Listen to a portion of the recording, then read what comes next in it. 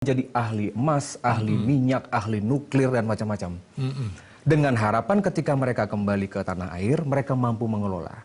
Permasalahannya, pemimpin kita di Bali ini tidak menyadari, termasuk juga saya kritik pemimpin adat, pemimpin pekraman, pemimpin agama, akademisi dari perguruan tinggi yang menjual kajian itu kepada investor atau kepada pihak kapitalis itu.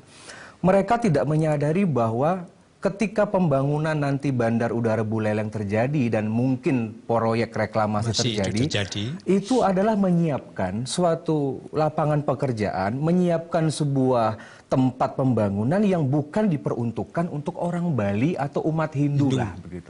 Tegasnya begitu. Jadi kejadian Papua ini dengan satu konsorsium yang mengeruk dan menyedot Ibu Pertiwi ini kan terjadi di Bali. Kalau di sana bisnis tambang, di sini adalah bisnis pariwisata. Jadi perspektif saya sebagai rektor dan juga dari Soekarno Center, tegas saya menolak reklamasi Tanjung Benoa, tidak ada gunanya. Kemudian untuk Bandar Udara Buleleng, ya karena saya juga orang Buleleng begitu ya, saya akan tanya juga kepada rakyat Buleleng. Ketika bandar udara itu nanti dibangun, apakah nanti di timur atau barat yang sedang rebut-rebutan begini semuanya pada heboh, yang sedang berkepentingan, baik itu oknum pejabat, baik itu calo, baik mafioso. Saya mau tanya sama rakyat Buleleng yang merupakan warga nomor 2 terbesar. Sudah siapkah rakyat Buleleng menghadapi booming atau ledakan pembangunan sebagaimana yang terjadi di Bali Selatan? Yang mengherankan, perspektif rakyat, perspektif dari orang-orang yang tidak berpendidikan juga, mereka itu bicara tentang pembangunan, kepemerataan pembangunan utara dan selatan, tetapi kiblat pembangunan itu hanya pembangunan dalam bentuk fisik gitu loh. Buat saya memelihara tanah sawah itu pembangunan juga loh.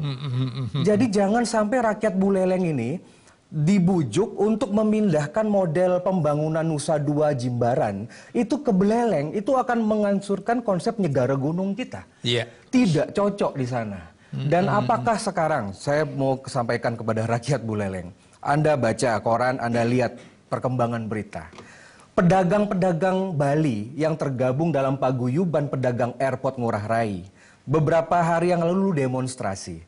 Karena mereka diusir dari airport, sudah jualan puluhan tahun, diusir dari airport, dan indikasinya sepertinya pemerintah atau juga BUMN ini bohong sama orang Hindu.